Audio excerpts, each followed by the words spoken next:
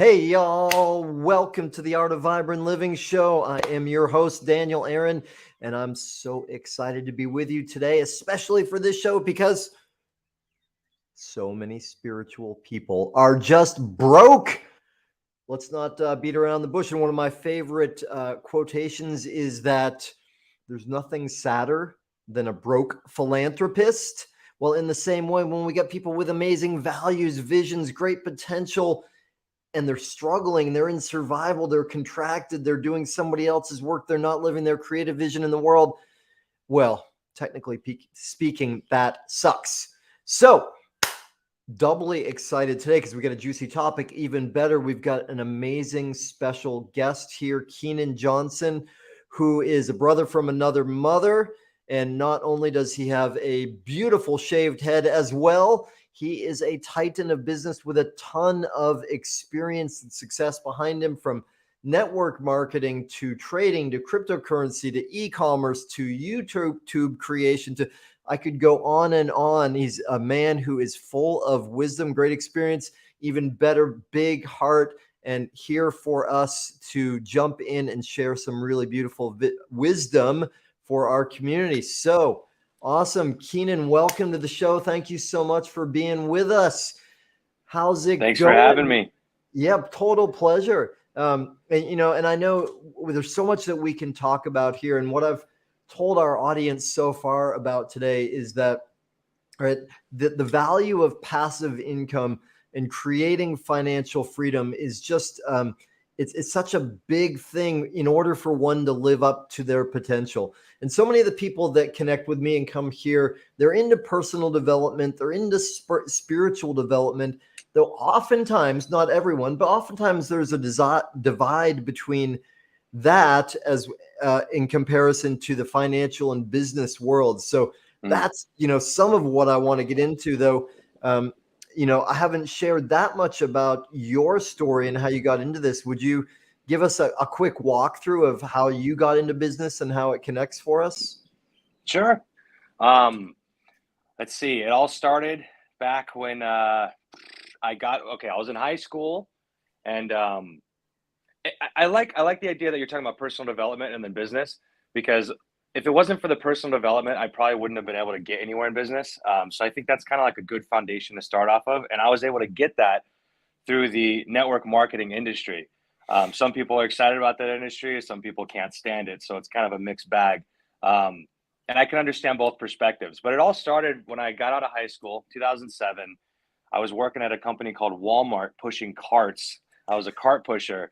It was a big job. I was trying to get promoted to cashier because I hated going out in the parking lot all the time and almost hitting cars with the carts, And so I was cranking away at that while I was finishing high school. I had it was my job while I'd go to school, and then I'd come back and I'd work until sometimes, 12 or midnight. I was one of those people that turned 18 in high school. So I was able to get a job. I guess it wasn't quite full time until after I graduated. But during that time, the guy that trained me, he was my boss. He showed me where the cameras couldn't see, so you could take extra breaks. And also he would zero out extra Powerade back in the day, so we had more drinks while we were working. And he called me one day and he was like, "Hey, I just found this opportunity I think you'd be interested in." And back then I used to have long hair down to here. I'm a guitar player and I was in a metal band, believe it or not, before it all fell out. But he was like, "Hey, I think I found something that could excite you." And back then I didn't really have high ambitions for anything. I just wanted to play guitar and tour, which I guess is still a big ask, but like I wasn't really big on like being a millionaire, having a big house and all that stuff. So I met up with him and this girl at a Starbucks down the street, and they started talking about business, and they had this great opportunity with a video phone. And I was, this is 2007. This is before Skype and all that stuff. They were saying it's going to be the wave of the future, and we're going to be able to like make calls on phones and show our faces and stuff. But then they had like a $500 or $600 box that you would plug into your phone line at home just to be able to make a video call. I was like, okay, I don't really care, but I guess that's kind of cool, And so she asked me, she was like, "Hey, what do you want out of life?" And back then I was like, what do I want? I was like, I want a Harley. That's what I want. I want a Harley Davidson. It was like $10,000, and she's used to people saying, "I want a mansion and, a Ferrari and all that stuff." And she's like, "Okay, well, I think you could get that here. We have another meeting tonight. in a different city, you should come to that. So I said, okay, sure. You got me interested enough and the opportunity to make something, and that's better than pushing carts at Walmart. So I'm all ears. So I ended up at this hotel meeting, and there was a guy at the front of the room, this giant goofball, and he's talking about Bentleys and making all this money and video phones and stuff. And I found out that he was making like $40,000 a month. And so I thought, if this guy at the front of the room can do it, I'm going to crush this thing. I'm going to just destroy it. Like I could do better than this guy. Little did I know it was a sales tactic for him to just look stupid. So I'd feel like that. So anyways, I got involved in that company. Maybe 6 months later, I think I made $1.20. No, it didn't change my life. But that night I went home and I told my mom, I was like, hey, I think I found something that's going to help me, retire you. She's like, oh, honey, I know what this thing is. You're not going to be successful. I was like, okay, you're wrong, Mom. I'm going to show you, But she was still very supportive. Anyways, that didn't go anywhere. But I did make some connections. I made some friends that ended up sticking it out. And after that company, there was a couple of other companies that people would leave and go to, and they were trying to show me. And I finally got to a point where I was like, I'm not really interested in this. This isn't for me. But I did get a lot of opportunity to get exposed to personal development for the first time in my life. And that's where I started listening to CDs by like Jim Rohn and, people like that. And I was reading books like Think and Grow Rich and Napoleon Hill and Dale Carnegie, like their little thing. And, so I got exposed to like a lot of positivity and how to like really shape your mental fortitude to make sure you can persevere and have self-starting motivation and be able to go out there and make it happen. And that stuck with me. Even though I didn't have financial success in that company, that was a seed that was planted that I still am thankful for to this day, because that's kind of what happened to help me blossom into everywhere I was able to go over a decade later. And so quick after that, I got a job at Guitar Center. It was basically like, that was my dream job as a musician, was to work at Guitar Center. I got like a discount on guitars. My whole check, I get it, and I just blow it on buying equipment, And then a few years passed. I tried to go to college. I was in a band. We were able to tour a little bit. And, I just wasn't super happy. I was just constantly grinding away and living paycheck to paycheck. And all of a sudden, those friends that stuck it out, they started seeing massive success after a few years sticking in that industry. One of them got a Lamborghini, and I remember seeing that, and I was like, oh my gosh, I should have stuck it out. So I was at a different job. It was a different music shop called Sam Ash. And what happened was, one of my friends that became a multimillionaire pulled up, and we set up a meeting, and he showed me what he was doing currently at that time. And I said, you know what, I'm going to try and stick it out. So I got involved in that company. And from there, I was fortunate enough to be connected directly into people that were top earners in the industry, and they were able to help kind of like bring me under their wing. And after that, I realized I love personal development and I love compensation plans. Those are just my interests. Now, if you look at there's like different personality types. I'm what they would call a green or an urchin, which means I'm like the technical guy. I like all the little details. That's why I speak in paragraphs, if you haven't noticed already. And so what happened was, I ended up getting introduced to people that were starting their own companies. And I had a knack for trying to help them figure out their product. I liked looking into the compliance of the industry. I liked looking into compensation plans. So I started getting introduced to people that were starting up these small network marketing companies. And then I would network with them through a connection. And then I would help them build a comp plan. I'd help them understand the compliance of it, link them with an attorney that was more, obviously knew how to do things. But then I would sit in on those meetings and hear what the attorneys were saying and understand a little more what to look out for as, roadblocks that would come up in the future with other business endeavors. Obviously, it would always go through an attorney, but I was able to kind of help maybe speed the process up just because of the exposure I had to the legal information. So I did that for a while, ended up getting into a bunch of different companies and had a few good runs, built teams of, well over 10,000 people internationally. We had a lot of success in Southeast Asia. With one of them, it was the health product. And I just started networking, and that was part of the industry. So I don't know. But then I got to a point where the last company I helped out get started, it dawned on me. I realized all the data, I seen all the data of these companies. And I started seeing that the average person wasn't going to be successful in these companies. They weren't even going to break even. They were going to put money in, and they were never going to get anything back out. And it started to become a problem for me. It was like a moral issue where I was like, oh man, I'm up here preaching to these people, telling them about this opportunity of a lifetime of being able to get involved in something that could help change their family lineage and change their family tree and have all this abundance and finally time and money all together. And I just knew that like 99% of people were never going to achieve that. And it's not because the system didn't work. It's like a gym membership. That's what my mentor always taught me, right? Like not everyone has a six pack, but that doesn't mean the gym's a scam. It just means that they didn't work the system. But I knew at the same time, we weren't being very honest with a lot of people. We were telling people, like, we were kind of making it seem like it was easy, and it wasn't. You need to be a sales master. You got to be reading the books, listening to the audio tapes, showing up to the meetings, and practicing on yourself. And then you got to overcome your fear of public speaking. And the people that are making the money are the ones that are at the front of the room. And not everyone's going to go do that. Like all my mentors, no one came in and started their organization. They just knew after their training, okay, if I'm going to join a company, I need to go on there and set up my own meetings, my own hotel events. They pay for it themselves and they're building their business. But a lot of people aren't going to do that and they don't know how to. So I realized I don't really want to be in this industry anymore. So I got out. I decided I don't want to be in there. And that's when the internet really showed how much opportunity there was. So I said, okay, what can I do where I can make the same kind of income that I was doing in those industries, or even the opportunity to make more, but using the internet where I don't have to rely on building teams or worrying about one leg going to a different company or like someone getting sniped out with a deal or something, you know? And that's when I got exposed to e-commerce, crypto, ForEx trading, things like that. That's a whole different world. I dabbled in it. I wouldn't say I'm successful in ForEx, but I was successful using the internet and e-commerce and social media content creation, such as YouTube. And crypto. So Tom, the gentleman that was supposed to be on this call that I'm stepping in for today, he introduced me to Ethereum back in 2016, back when it was $6. So I got in very early on that. And when 2018 hit and there was all the tax stuff going on, I decided to get out of the market. So I kick myself all the time for that because it went way beyond that.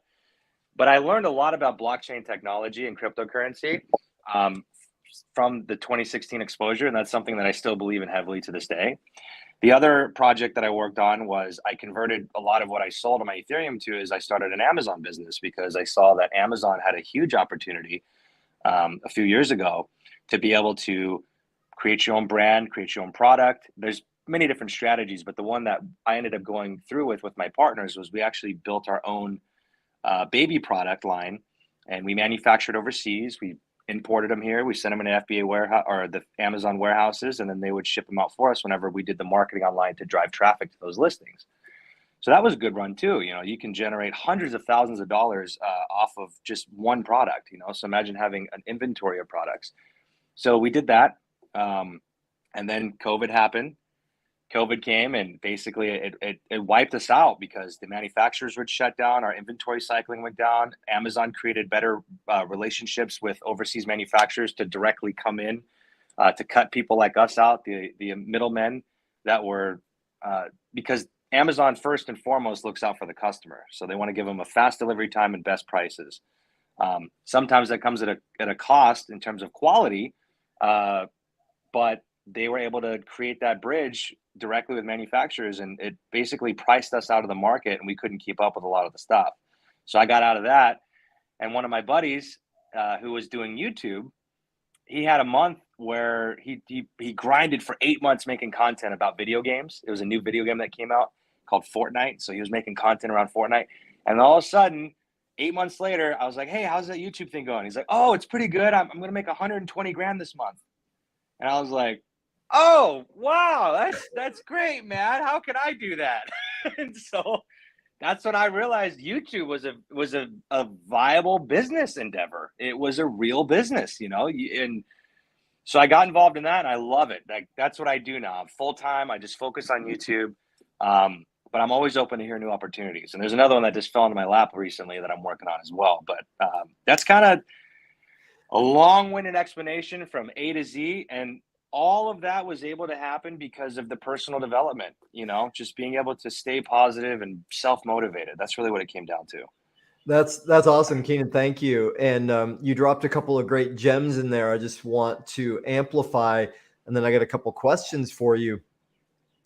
One for everybody in our audience, I hope one glaring thing to me that came through with what you're sharing, Keenan, is that you developed what I think of as the entrepreneurial mindset, which says, I'm going to succeed.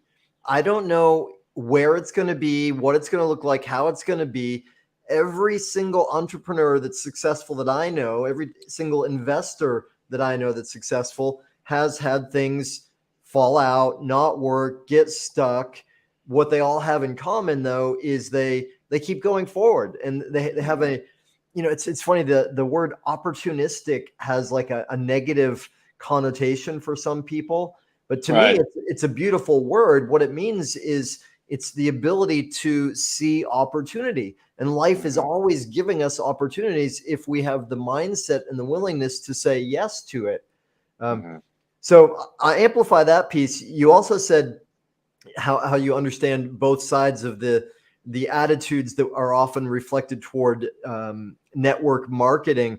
And I want to come back to that in a minute, because that's, I think, a really important one, and the truth is every industry has people that succeed and people that don't. And there's, far fewer that succeed than don't. Right. And I totally appreciate how, you got to a place in yourself where like, oh, I'm not feeling great with the way I'm showing up here, or the ethics of it in some way. And you made a personal decision, even though you're making money with it, to shift what you're doing so it was more in line with who you are, right? And that's powerful. And for, again, a lot of my audience are people that are spiritually minded, and part of why they have not succeeded to their desires in business is because I feel like, oh, I have to sell out, or, there's this sort of liberal or hippie perspective that, well, commerce or capitalism means selling out. And of course, that's not true. It can mean that, but it doesn't need to mean that. And entrepreneurship can shift the world in beautiful ways. But we'll come back to that. And I want to come back also to, why you've come back to network marketing, right? Because that's how we met. First, though, I'd love to hear if you have anything more to say about it. Like, what is the relationship between personal development and business? Why is that so important? And it's specifically with network marketing. Like when I first found out about network marketing, which was really only a few years ago, I was amazed to see that, well, so much of what's involved is giving personal development. Because for me, for years, I didn't want to do anything with network. I'm not interested in helping people develop businesses. I'm doing other things. And then eventually I realized, like, oh, what I'm helping people with is how to develop themselves, and their business comes out of that. But does that make sense what I'm asking, though? Can you make that tie in a little more for us? Yeah, absolutely. I think what helps with personal development is it breaks you out of the mold that a lot of us are formed into from an early age, right? So we're taught essentially in a lot of society how to be a piece of a machine, and we're a cog, right, that can go into the printer, and if we break, we get taken out. It doesn't teach us how to own the machine or how to understand all the mechanisms of it. And so personal development, granted, it doesn't teach you how to all the technicalities of like an MBA you might get from a master's in business administration or something. But what it does is it helps open your mind, and it helps you see that there's more opportunity out there than we might be led to believe. And it also helps you stay positive, because one of the things that I realize is that if you're very negative and you're skeptical and you're always bitter and grumpy, or you just have like just a chip on your shoulder, which is easy to do, especially in an economy like now. It's no blame against you if you feel upset and bitter, right? Because the system has failed so many people. Personal development helps you stay positive and realize, like, hey, listen, just keep going, just keep going, just keep going. There's a beautiful picture I see online where it's a guy that's like chipping away in a mine, and then he's like this far away from like a stack of diamonds, and it's like he just gave up, but you just got to keep going, and he was this close, but then he stopped right before he hit it, And so personal development helps you realize that there's more out in the world than we realize, and the system is designed to make us be a piece in it. But reading about this stuff and learning from very successful people that have a different philosophy on how they view life helps you kind of get out of that system where you realize, wow, I could be that person. I could be somebody has time and freedom and money and the ability to start a family or to own property or to go on vacation or to live out in an island if I want to. You know what I mean? Whatever you're into, that's available. And the world's big enough, and there's enough in terms of there's enough to go around for people. The problem is there's a lot of people that hog it, right? That have it. And so now this all personal development does, it helps you realize that, hey, if you just stay focused and you're motivated and you keep trying new things, even if you fail, you just look at it as a lesson, not as a failure. Eventually you just keep chipping away at it, you're going to get somewhere. And that's the beauty of it. You don't have to settle. And I think that's really what it comes down to, is a lot of people have just settled, and it's not their fault. They just don't realize what is out there, especially with the internet now. It's a little bit for a lot of people. I can't say for everyone, because not everyone's going to get it. Not everyone's going to have the skill set or the abilities to go out and do it. But if you focus and you learn, the human brain is powerful. The way we've been designed is you can really go out there and learn, even if you feel like you can't, and it doesn't take a rocket scientist to start generating revenue off of using the internet or having a good idea for a product or just being a salesperson. Absolutely. Yeah. Nicely said. And I mean, it's so true. Like one of the biggest distinctions I got from personal and spiritual development is the realization that I can do whatever I want, that one of my favorite questions is, how good can it get? And that's the flip side of the settle for disease that infects so many of us. And I know for me, I was a lower middle class kid, grew up in Maine, and both of my parents were employees, and they lived their life as employees. And there's constant conflict in their marriage about money. And, the ethos that I was brought up with is, well, you got to work hard. And even then, you're probably not going to really get ahead. And there's never really enough. And part of what you pointed to there is, well, that's no accident, right? It's no accident that so many of us come up believing that. And the antidote is an incredible liberation that, hey, this is available to anybody. Anybody can create whatever they want. And that's really, to me, that's the ultimate spiritual liberation, is to know that, hey, the world is my oyster. Anything is possible. And a lot of, I think there are a lot of myths out there. A lot of spiritual folks, myself included at one point, have this concept that, well, money is evil, or people that have money are selfish. And, my experience has been, well, sometimes that's true. Yeah. And, I know plenty of poor people that are selfish, just the same. All money does is amplify possibilities and opportunities. So it amplifies who you are as a person. So if you're a bad person, you'll probably be a bad person with money. If you're a good person, you'll probably be a good person with money. Absolutely. And what's funny about that? One of my yoga teachers years ago used to talk about that very same concept with yoga, right? So we practice yoga and meditation, and part of what that allows is a greater flow of life force or energy to come through us. And it's no different with money. Money is energy, right? And when we have more of it, it gives us more opportunity, more life flow, and it's going to amplify who we are. So, you can be a poor asshole and make minimal impact, or you can be a rich asshole and make a really negative impact. Or on the flip side, like one of the things I love about our common friend, Tom, who's a fast talker and a good businessman. And people say to criticize him sometimes and say, Tom, it's, you're all about money. You're a money grubber. And his response is, no, I just know that I can help a lot more people with a fat wallet than I can with a thin wallet. Yeah, that's true. And it amplifies his goodness in the world. And that's what I've seen myself. So all that said, let's, because you've really run the gamut with network marketing. Can we dive into that a little bit? And you already mentioned a bit about feeling like you were on stage living the dream, but knowing that most people out there weren't going to, and it was going to be a losing proposition for them. And so that was part of why you decided to step out of that. But can you say more on that? Because you mentioned, seeing both sides of the coin there. Yeah. So I think a lot of people, when they hear about an opportunity in the network marketing industry, they usually have some uncle somewhere that tells them it's a scam, and they'll, for some reason, that's the valid opinion that they like to run with, because people like the validation when they're skeptical. It's hard to, And one thing I learned is like, we're not supposed to be convincing people. It's like the right people are going to get started, and the ones that have no interest, just let them have no interest. But people get desperate because they feel like they don't know enough people. And so they start looking at people as a paycheck and not as an opportunity to share with somebody something that could help them. And that also creates a negative experience because people see that as like, well, you know, we've all seen the memes online or heard about the stories of, I haven't talked to someone in 10 years, and all of a sudden they go, hey, how you doing? And you get an email or a text from them, and you're just like, oh, great. What do you want? You know, you're going to invite me to something, you know?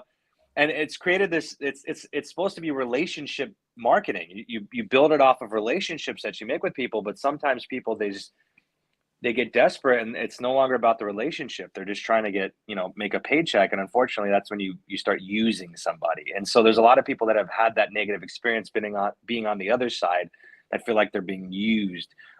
Or there's the people that don't care. They see the opportunity, they get started, they feel like they've done everything they were told to do, and then they don't see any results. So that's kind of where the negativity usually comes from, is the people that haven't succeeded are the ones that have a bad experience being exposed to the industry. Can I jump in there for a second? Yeah. Because you know, I love what you said with that. And like, so again, just to put it in context for me, I knew about network marketing years ago. There were a few products that I thought were really cool. I got into for product. I was like, wow, I can make millions of dollars with this too. That's wonderful. And, you know, but then I never did anything. I never told anybody about it. I didn't do any of that. And so, but that was fine. I didn't really have an opinion one way or the other. But then at a certain point, I became the recipient of that kind of desperation that you're talking about. And I kind of got a negative taste in my mouth from it. So I made the judgment that, well, yeah, network marketing is lame. I don't like this. Yeah. What I didn't realize, of course, was that was just the approach that was happening for those people. So then jump forward to just a few years ago, I find another product that I think is amazing. And I say, all right, well, I really want to share this with people. And then I actually take the time to learn the model, the business model of network marketing. I say, this is a really cool model. This is people talking to people rather than paying millions of dollars to slick advertisers to manipulate things. And so one of the things that happened for me is I started reaching out to people that I hadn't spoken to in 10 years, 20 years.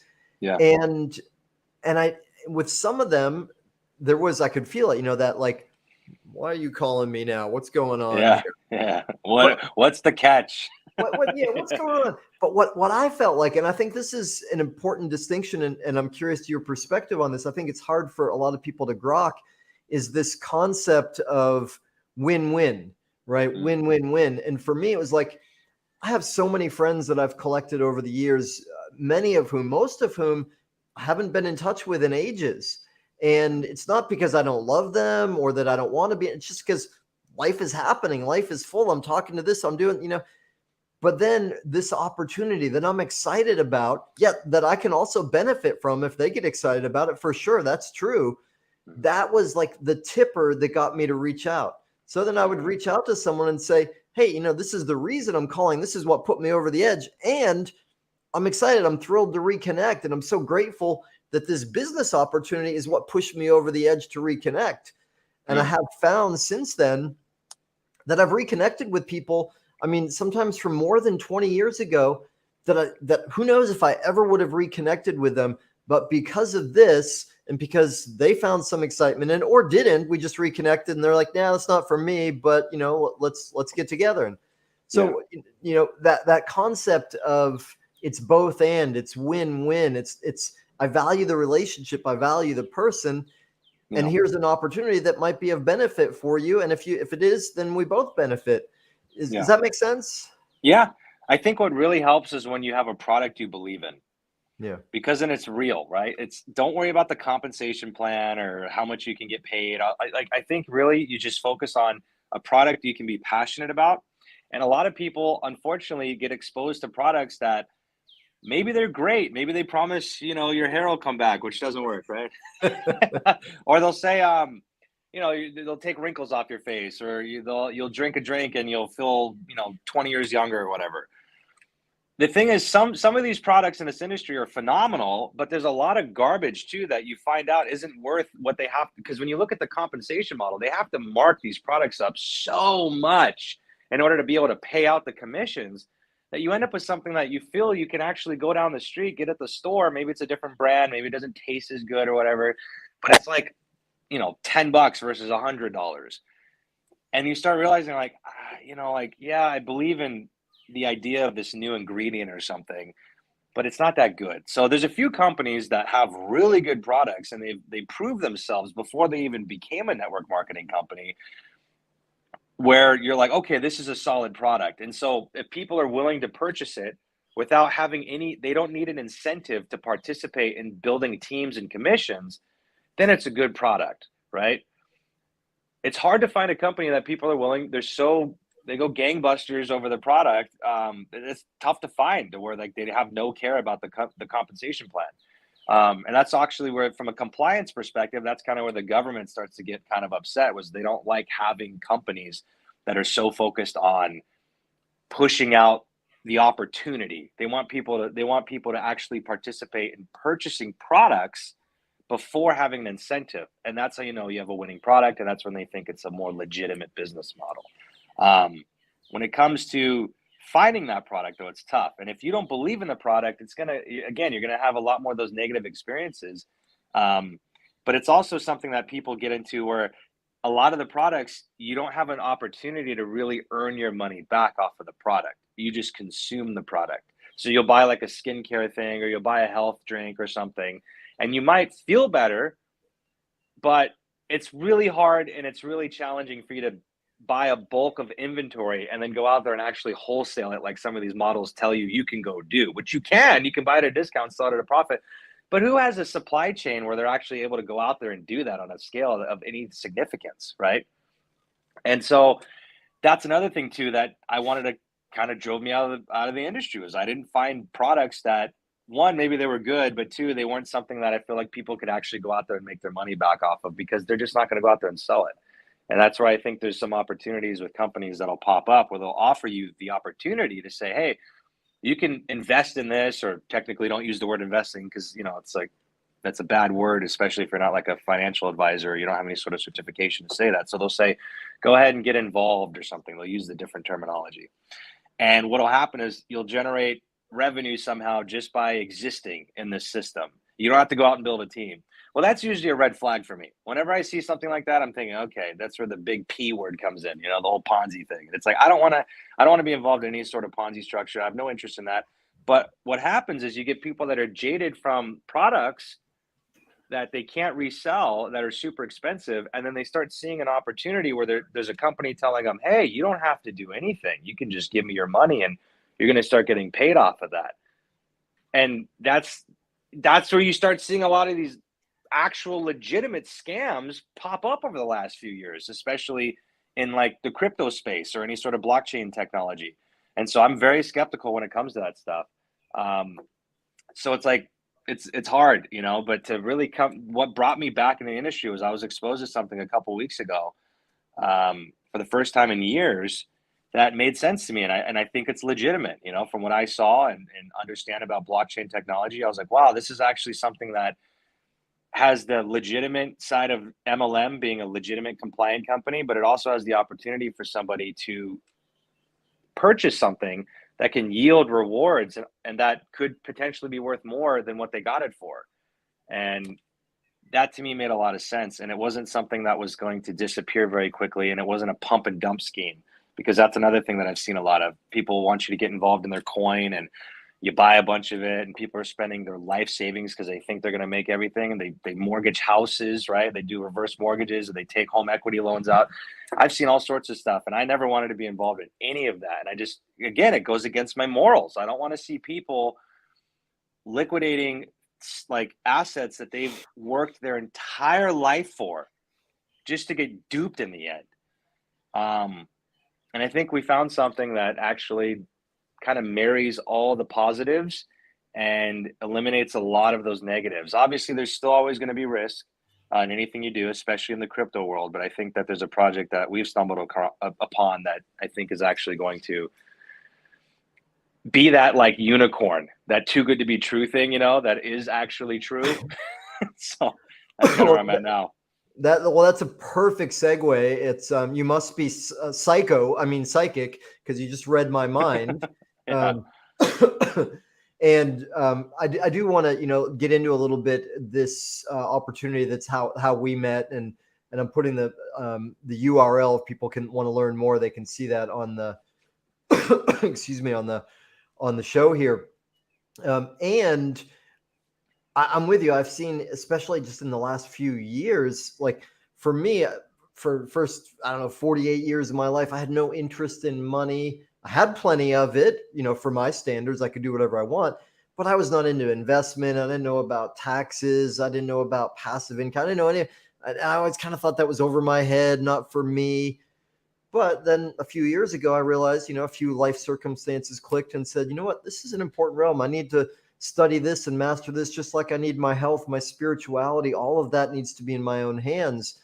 So, and as I've got into this world in the last few years, like you, I've seen a lot of schemes and things that were too good to be true. And I've fallen for some scams myself. I've had friends that have fallen for scams. I've seen companies that weren't scams, but they just couldn't do what they thought they were going to be able to do. Right. And so one of the themes that's come up a lot for me in the last few years is this age-old expression where people say, well, if it seems too good to be true, it probably is. But then I think, well, wait a minute, is that different than just straight up skepticism? Because the flip side of that is, well, if your dream partner came along, or you're looking for a house and you find the house that's exactly what you want at the right price, do you turn it down and say, no, that's too good to be true? So, if life brings us something that's amazing, where do we find like sometimes it's too good to be true. It probably is. But sometimes if it looks too good to be true, well, it's really worth investigating to see if it really holds up, is the way I feel about it. So what would you say, like, what are your standards for how you evaluate? How do you determine? Because there's so much out there, and it's, for a lot of people, it's hard to tell. Yeah, definitely. So I think the first thing I look for is compliance. I want to be involved in something that's legal and that's not like in a gray area, because that's usually what shuts down companies, right? And it depends too, because if you end up being, depending on where you are in the structure of the company, like if you have knowledge of what's going on and you're still pursuing it, even though it's not compliant, that's a big issue. And not only is that a moral issue, but that's a legal issue, and I don't want to deal with those battles. So the first thing I look for is compliance. I just want to make sure I'm involved in something that's not, going to get slammed by the FTC later, or the SEC or whatever. Any one of those groups are going to come along and do their thing. And then I look at leadership. So I want to see who's involved, who's leading it. There's a lot of companies out there now, especially on the internet, where you don't know who the owner is, or they're hiding behind some mask, or they're in some country that you've never heard of before. And they just, and that's where a lot of these people invest, and everything disappears. So I look at the leadership. So who owns it? Is it public information? Are they out there? Are they like presenting themselves? Are they in the community? Or are they hiding? Like that's another red flag for me. So I want compliance, leadership, and then if those things pass the mark, then what I want to do is I want to look at, okay, so what's the product? What are they promoting? Okay, cool. And usually the product also ties into the compliance factor, because regardless of whether you're dealing with crypto or skincare, there's gonna be different ways of compliance in terms of how they market, how they pay out, and then also what the product is. Like, are they even allowed to do it, right? Like some companies, especially in the health world, the FDA is very strict on claims. And so I want to make sure I'm not getting involved in a product where even corporate is talking about like curing things, if there's no medical research to back that up. If you can't validate it, you don't want to promote it that way. Now, people in the field, they might break those rules, and that's where corporate has to come in and they put out all the fires saying, no, you can't say that. You can't say that. So if I see a lot of that activity, that's a good sign. And then I want to look at the compensation plan. So that's it: compliance, leadership, product, compensation plan. So if I can find those four things and they all check those boxes, then I might be interested. But even then, it might not get me to come out of what I called my retirement phase, where I was basically still not interested, because I'm doing fine by myself. using the internet to generate revenue. I don't need to come out and be motivated. I need to be very motivated to come out of that and to really start working on building teams and doing meetings again, because it is a 24-hour life doing this kind of stuff. You got to be on call. You got to be ready to do meetings. You got to meet up at conventions and fly around. It's really fun, but it's a grind, you know? And this one checked those boxes, this company, because they're from what I've seen, it's compliant. And even the questions that I had, it made sense from a financial perspective. They're very, very, very strict on language, especially when you're dealing with cryptocurrency, because you want to make sure that you're not promoting investments. You want to make sure that it's not like a security. You want to make sure. So they're making sure that they're doing everything right to stay compliant. But the thing with the cryptocurrency world is it's kind of the Wild West right now. So there's a lot of legislation that hasn't even been formed yet in terms of how the governments are going to be dealing with this new form of payment. So you're kind of also in this weird limbo stage where something that might be okay now might not be okay later, right? And we're seeing that now with like proof of stake and proof of work. That's a whole different concept in terms of blockchain. Some of you may know that, some of you may not. If you don't worry about it. But there is litigation going on with how people pay taxes on it, with trading, and whether or not it's looked at as something that needs to be registered because it's going to be a security, kind of like a stock, or is it something that's a little more nuanced, you know? And this company focuses a lot on that. And then the leadership behind it is they have experience in the world of network marketing and staying a longevity, right? That's something you want. You don't want a company that's going to come here and be gone in 24 months. You want something that's here to stay. And then they also have another partner, which is involved in the crypto side, who's been dealing with these technologies for a long time. And they have finance backgrounds and science backgrounds. So that's what's able to mold the technology with what their value proposition is into the open market that allows them to generate the revenue to actually back up the cryptocurrency project.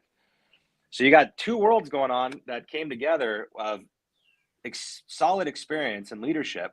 So that's good. So the compliance checkbox, the leadership checkbox, and then the product checkbox is, well, what's the product? What they're doing is they found a way to tie cryptocurrency to commodities for the first time I've ever seen, which is crazy. The dollar used to be tied to gold, right? And we had the gold standard. Why?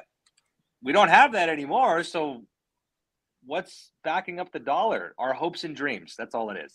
It's enough people in the world that believe in it, and that's the only reason why it works. It's because we believe it works, but it's not tied to anything. You used to be able to send money in and get gold back physically, right? You can't do that anymore. With this project, they actually found a way where they called it, it's a DLG token, digitally linked gold, where for every one token you own, whole token is actually connected to a gram of gold they have in a vault. And you can actually cash it out and receive physical gold. And they have other projects such as oil, natural gas, aluminum mining, satellite technology, agriculture.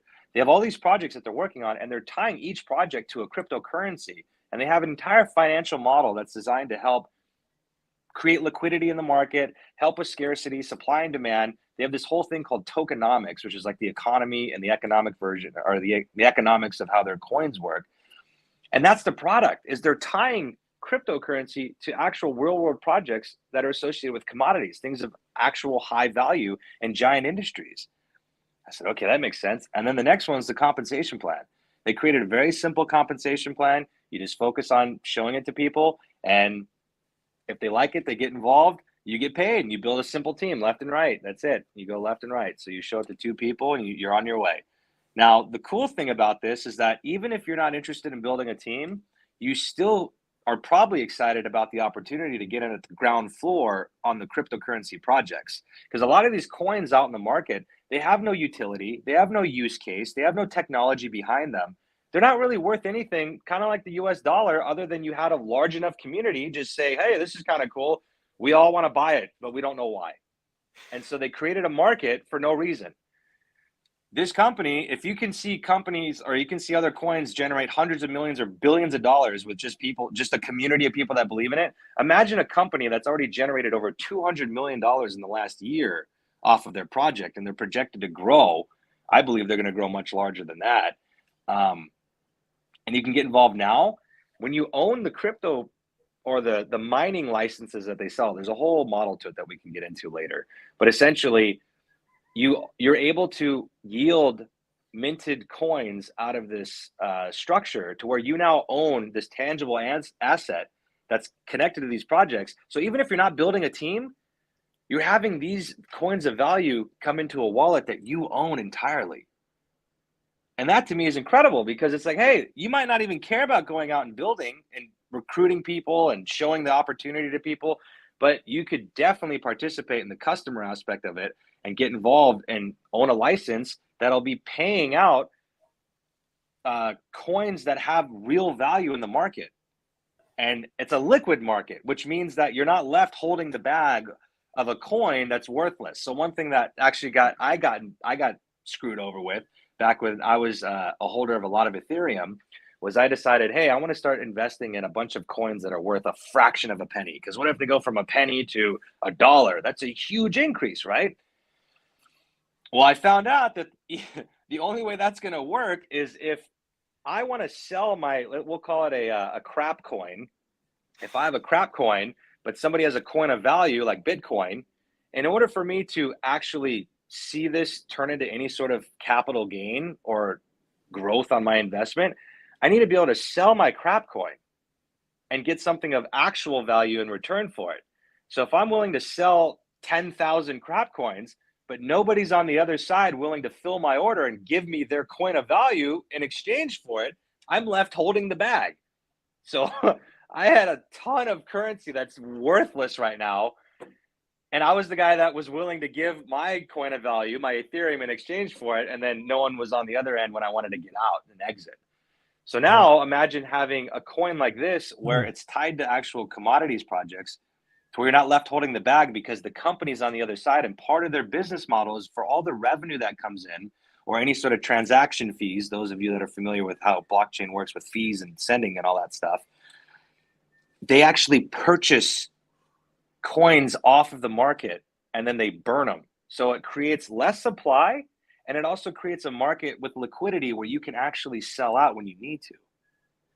It's genius. Now, it's very complicated. I know the dust is going to be flying right now, but essentially that's what got me excited about this, because it checks all the boxes. And then you also have a compensation model where you can get paid just showing it to people. So any sort of referral, credit cards do it, apartment complexes do it. Everyone, there's so many companies that say, hey, if you just refer a friend, we'll give you a kickback. And that's all the compensation plan is. And that's all really network marketing is you're getting a commission for sharing some information with somebody who then shares it and shares it and shares it. And you're able to get paid off of that. And what's, and it's worth reiterating, what's completely possible with that is you're doing that in such a way that the parties that you introduce both win. That, Right. they're both getting a good deal on it, and they're both saying thank you. And that's really all a referral commission is. That's how I define it. It's a thank you. Thank you for introducing me. Thank you for bringing something of value into my life. Yeah. And we're going to need to wrap up in a moment, Keenan. You did definitely stir up the dust. Thank you for that. That's awesome. And I reflect, like, we've got viewers and listeners of all levels here. And some people are like, revenue? What does that mean? And some people are like, can start talking about the Satoshis on the blockchain and, so there's a whole huge range. And I know for myself, it was only a few years ago where I understood very little of this. And when I found cryptocurrency, I was like, well, this is not only the financial world, this is the future. This is revolution. This is creating a whole new world. And it's an amazing world. And for everybody, tuning in, either live or by rebroadcast, my biggest encouragement to you is start where you are and just learn a little bit more, because this world is so important. And maybe the last quick question I'll ask you, Keenan, is because anyone's motivation to learn and their abilities, their knowledge, let me put it this way, one's knowledge, one's skill is intimately connected to their motivation, right? If they don't care, if they're not motivated, well, they're not going to learn. So I'm super passionate about this realm, especially for the spiritual people, again, who often have blockages. And so what would you say, just, in a word or a sentence, what is the value? What's important about creating financial freedom and passive income? What can that do for someone? One thing one of my mentors told me a long time ago is, if your why doesn't make you cry, it isn't strong enough. And he said, if I put a lion in front of you that hasn't eaten for days, it's starving, and behind him is a briefcase full of cash, are you going to go for it? Most people say, no, that's suicide. We're not going to do that. Why would we do that? Like, it's not worth the money. But he said, what if I removed the briefcase and put your family behind it and you knew that he was going to eat them next? What would you do? And that's usually when people say, well, I'm going to go in there regardless and try and save them. So your motivation shouldn't be money, because money comes and goes, right? Money's not the important thing. All money does is it allows you to do things. It's stored energy.